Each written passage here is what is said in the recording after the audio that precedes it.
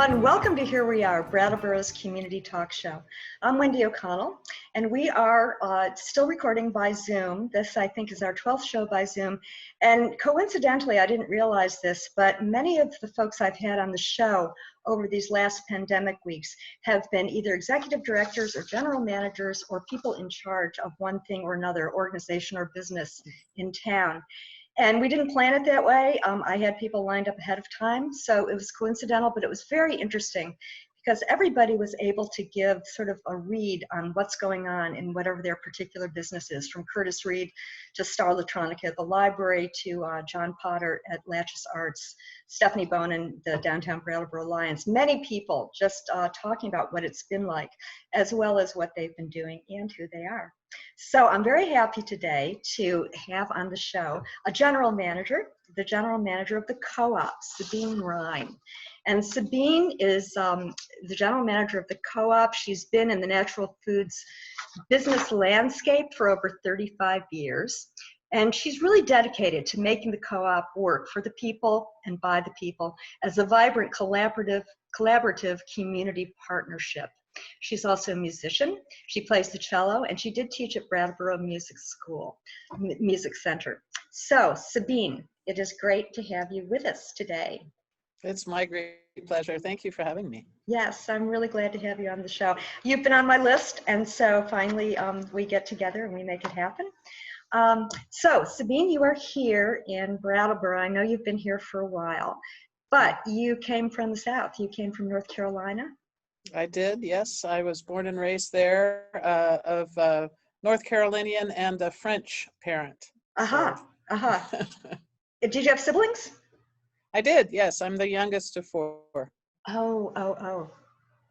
That's almost a tribe. And Yes. And so did you spend most of your childhood in the South? I did, except for summers. All the summers were spent in France, where my elderly grandmother needed assistance, and so my mother and I would go over every summer for several months and help out over there. And I was raised bilingually, so I both learned new culture and language quite early. That's really interesting. And so you spent most of the summer there, each summer? Yes. Wow, that's really getting into the culture and understanding a little bit, isn't it? Totally, yeah. Yeah. Did you enjoy that? I very much did, and in talking about how one comes to one's life work, we were talking about it a little bit before the show, and I really developed a love of food through my mother and through my experiences in France, not surprisingly. And specifically, we would go to the marketplace twice a week and get the food, just for the next few days. And so I really became enamored of that closeness to the person who provided the food. Yes, you had the actual experience of that, which, Yes. yes, in European and other marketplaces in the world, it is so completely different that way. We'll talk about that in relationship to the Co-op in a little bit, because I can see the connection there. Yeah. And so, what did you do as a kid? Did you start with music early? I did, yes. I was always a musician, and in fact went to school for music for a bit, and thought it would end up that way, but life takes its turns, and I ended up in a food store. Who knew, right? Right. But I did a lot of music growing up, and into my adult years. I freelanced for a long time, and still do a little bit, and taught for quite a while at the Music Center, as you mentioned. You did, and you play the cello, is that right? I do, yes. It's the And best instrument. No argument at all. It is a beautiful instrument. Yeah. Yeah. And is that has that always been your primary instrument? I play the piano as well and a few other things, but that's the one that stole my heart. Yeah. And so did you like teaching? I loved it. And in fact, one of the things that I learned, teaching really teaches the teacher as much as the student. And for me, I had quite a few adult students, in fact, almost entirely adult students. So it forced me to have to think about concepts in a very different way, more cerebral, I think. And that was really good for me. I learned a lot from them. Well, that's so interesting because you were kind of using right brain and left brain Hmm. at the same time, a little bit more than you might have. Yes, absolutely. Yeah, that's interesting. And so you taught it at the music center before the co-op, or was it Yes. during? Yeah, yeah, And a little bit during. a little bit during. Yeah, it's hard to fit it all So in. it is. And when I became general manager, it became impossible. So that's unfortunate, but that's how it had to be. So after school, after college, you somehow made your way up the East Coast to Boston. Yes, I decided to seek fame and fortune, and found none. But it was a fun time. And along the way, I got a job at Bread and Circus in Boston, in Brookline, actually. Yeah. And that introduced me to the natural foods industry. And from there, I worked for a purveyor that sent me on the market. So I would go to the Boston market where all of the big produce houses are to pick up food every day, and learn more about food provenance in that context. So that's how I sort of came into the food industry. Well, that's really interesting because it was a bit larger than the markets you knew in France, but it was the same Right. kind of idea. Big difference though, I bet, right? Very, yeah, it's all about trucks. Right, right. Yeah, big trucks. Big trucks. Big trucks. As a society, there were definitely members of the society at that time who were looking for different foods, that realized that we were really quite limited in the kinds of foods that we were offered in the supermarket. And so there were some folks, entrepreneurs, that started small natural food stores like Bread and Circus. There's a number of them around the country, that ended up with 3, 5, 6 stores, whatever. And it also was the birth time of what we typically call the second wave of co-ops. Mm.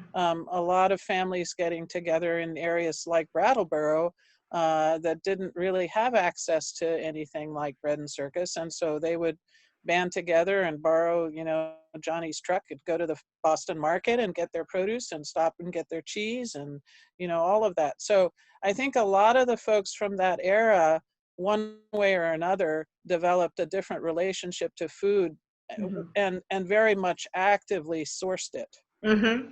And it was that what it was, I don't know if I wasn't quite around Brattleboro at that time when the co-op started. So did it come from a group of neighbors coming together and going into Boston? And It definitely did. And in fact, I think there were multiple tries at getting it going. mm-hmm. The Brattleboro Food Co-op finally stayed around I think, third time, because the group of folks that got together included some folks that were careful with money. And, so there were different roles that people took on in making this enterprise work. And because of the circumstance and the commitment of the folks involved, we have a store in our community today, 45 years later. Yeah, it's incredible. And, I remember being a member uh, back in, must have been the 80s, and it was on Flat Street, Flat Street. right? Yes. And it was really small. I can remember poking out the eyes of on potatoes, on the back steps. Yeah. And doing that. So it went from there to where the old PNC was, right? Right. Yep. The same And area. and then in 2012, we moved into the new facility, which was on the same property as the old PNC. Right. After the co-op went through a whole process, community-based process, Yes. to figure out whether to buy it and whether to stay here in town or to move, et cetera, et cetera. So yeah, it's been a long, strange trip for sure. And, I think, as with all of those trips, some of the moves that we make are good and some of them are challenging. And so we live with those and do the best we can. Well, I think too, I know that there was a lot of decision making in where it should go. And I know that you folks were looking at historical buildings in that area to see, what the historical markers were that would influence you. And also the decision to stay downtown. Mm-hmm.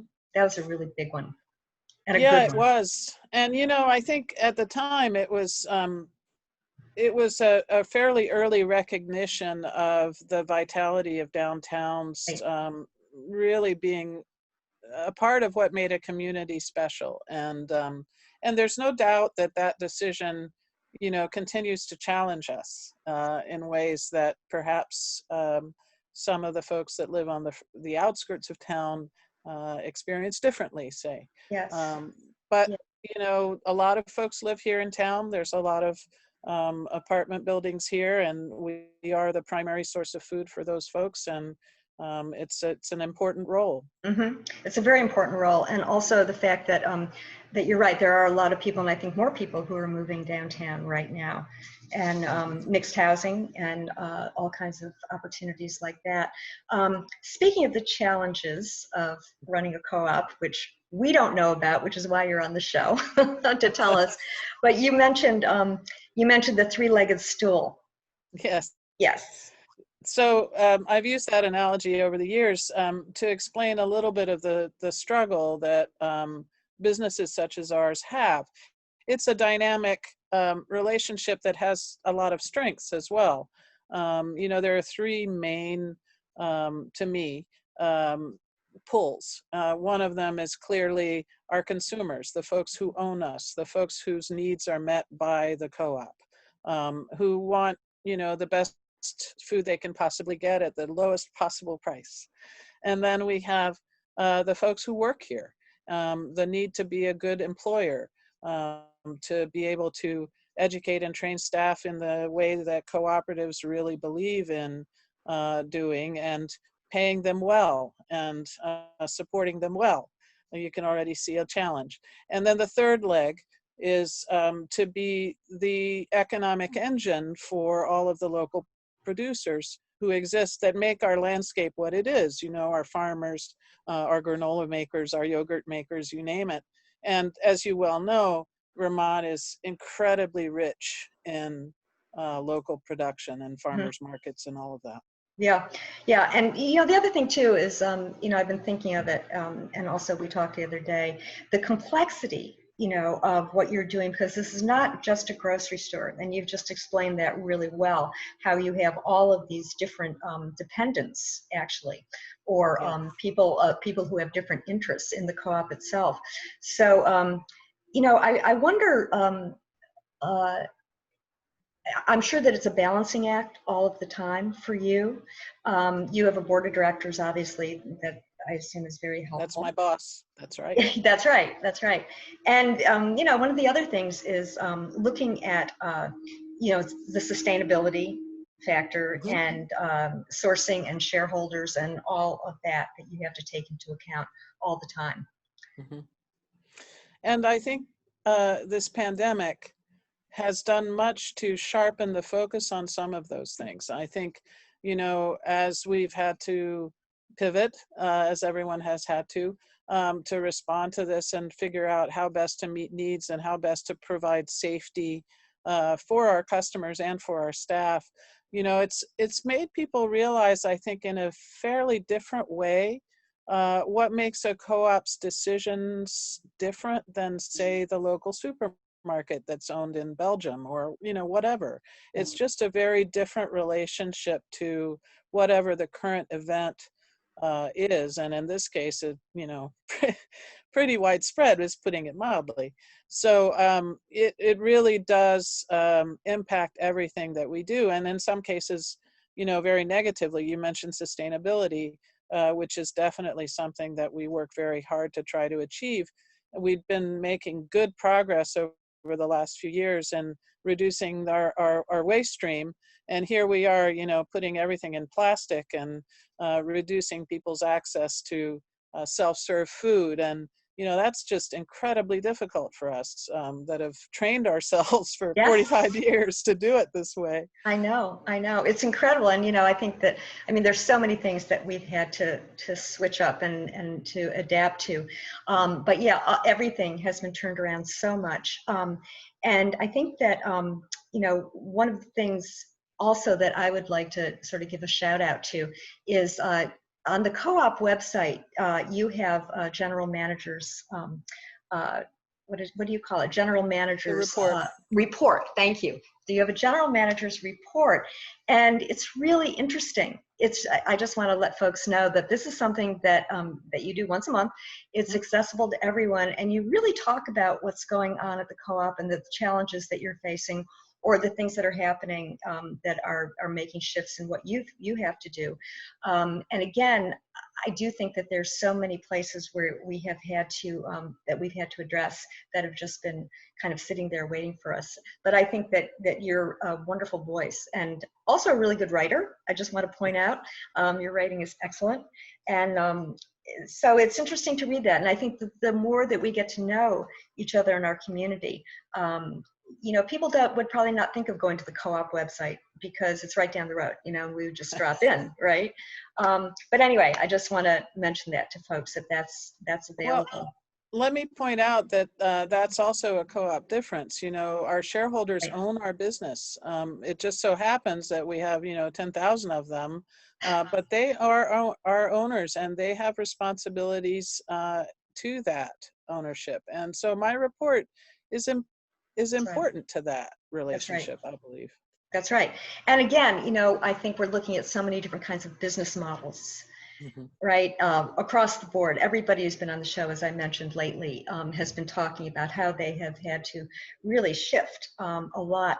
And I wonder if, I think that you have talked, you have explained quite well what the business model is for the co-op, but also there are so many other prongs to it now that you're having to deal with.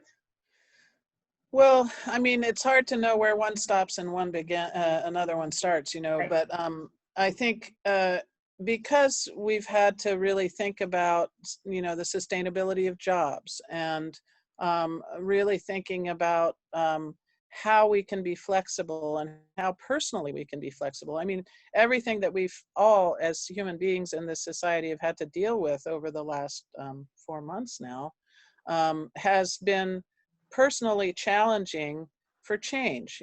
Every single day, every single week, there's something new that you have to incorporate in your routine or your thinking pattern or whatever. And I think in our workplace, that's been true personally, as an organization, and in our community. It's like every level that you look at it, there are some decisions that you have to make, and you have to make them together. I can't make any decisions without working with my staff to figure it out, because it's an all hands on deck kind of thing. So do you have meetings with staff? You have meetings with staff, obviously you have board meetings. How else do you work it out at the co-op? Well, we're too big to do the things that we used to do in the old Right. days. We have 150 people on staff, so we can't have all staff meetings. And so we have a variety of things. Up until the pandemic, we had a weekly huddle, and those that could come would come, and those that couldn't would get notes. And so we keep people involved in everything from the daily, the weekly sales numbers and how we're doing, to we had a whole series on race that we were, because of the challenges that we've recognized in our organization of changes that we need to make folks of color feel welcome here. We've done quite a bit of work internally to share that educational experience, and that's one of the places that we've done that. Yes. We were listening to a podcast every week called Seeing White that I really recommend for those of us that are of that persuasion, to help us understand, at least initially, what some of the history that we don't necessarily hear about, and how it's affected some of the ways that we exist in our society. Yeah, the learning curves have been unbelievable. They've been Yes. just amazing. And I think also, again, it brought up the homeless question in Brattleboro during this time. And Right. you folks, because of the size of your organization, you have had to make big decisions in things like that too. Yeah, I mean, I think that's a really tough one. We've been allied with Groundworks Collaborative for quite a while, and that's been hugely helpful for us. We try to think about things a little bit differently than perhaps is the easiest path. And yet we have to recognize that sometimes that situation has been very uncomfortable for our shoppers and has adversely affected our business. So, we've been really working hard to find the sweet spot, and we don't always, to try to make it clear that those folks are living out, a life that's very difficult, and that they are very different. There's a very wide spectrum of folks that are living on the street, and we can't be lumping them all into one bucket and treating them in a particular way. So I think it's been a real challenge for us, again, individually and as an organization, to manage that in a way where we all feel safe and yet we all feel compassionate, That's right. and take the right steps. Yeah, yeah, and those are a lot of hard choices that you've had to make over this is Indeed. one of many hard choices you've had to make over the Yeah. years. Speaking of challenges, going back just a little bit when you talked about the podcasts that you've been listening to, I think we've all been listening to a lot of podcasts, especially during the pandemic, and there have been so many that are so timely and so helpful. Could you say a little bit more about that?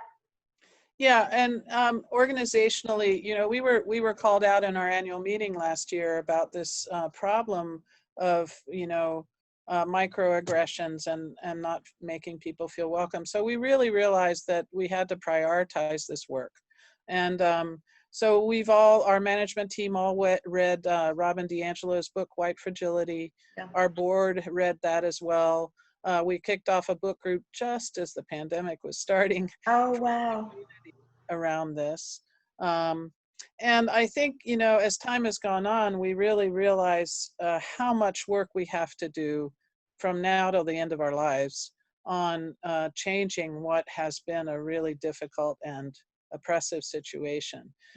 So I think particularly where it relates to food, we've really tried to pivot to that understanding. And for instance, we just reappropriated all the funds that we were going to celebrate our 45th birthday this year, because we can't have a party anytime soon, to supporting local people of color to be able to access CSA shares. Oh, great. And just really think about, food access for folks that have been really oppressed. Doing the kind of thing that you did for your 41st birthday is a way of giving back to the community as the kids. It's a give and take situation, which I think that is something that we're all realizing is what's keeping everything going and keeping the wheels turning. Absolutely. Yeah. Yeah. And, I think we can all do that on our own too. And really, I think it's imperative for us to do that. Yes. And hopefully some of that will include, realizing that the co-op fits into those values.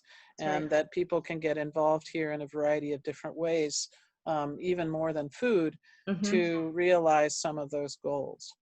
Yes, because that's right. In the olden days, which was 4 months ago, you had all kinds of things going on. You have a kids' room, you have lots of events and programs and food tastings and producers of the week and all of that stuff that you haven't been able to do. Right, that's true. And hopefully, as we all get used to this a little bit more and get a little more, comfortable with the technology, we'll be able to step out a little bit better over the course of time. But we'll see. It's already happening, and I think one other thing is the fact of so many younger people who are producers now. They're not only shoppers at the co-op and living here, but there's so many fabulous young farmers in town. There are, and I've met so many people in the co-op over the last couple of years who actually grew up here and whose parents raised them in the co-op, and they went off and then they got married and they came back with their little children, and here they are, and it's a lovely cycle. I love it. Yeah, it's really wonderful to see that, isn't it? I mean, aside from the fact that it makes you feel ancient. Well, yeah, you can't think about that. No, you can't. It's just time going on. So let's just talk a little bit. Really want to talk about music, and you've done with your cello. You've done quite a bit of chamber music. Yeah, chamber music is my love. For me, playing in a group like a string quartet or trio or something, you have the responsibility of your part. No one else is going to play your part, and it's important to the whole. And yet, if you're not listening with your entire might, to the other people and really making a unique combined sound, it's not worth your time. So to me, that combination of responsibility and your own part and really having the complete responsibility of listening to your fellow musicians to create something even better is a pretty good metaphor for life, I think. It is. I know it is. And yeah, I often think of musicians and what being a musician would be like. I mean, you've put it really nicely. It's very appealing.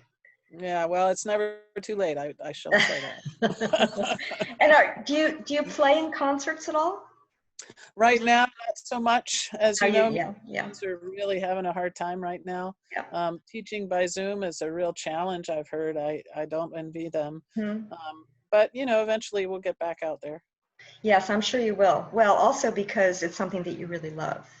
Yes. Right? Yes. And there aren't many cello players around, are there? Oh, there's a lot of cellos. Are there? Yes, if you, in fact, some of them work here, and many of them shop here, and yeah, there's a lot of cellists in this community, and it would surprise you.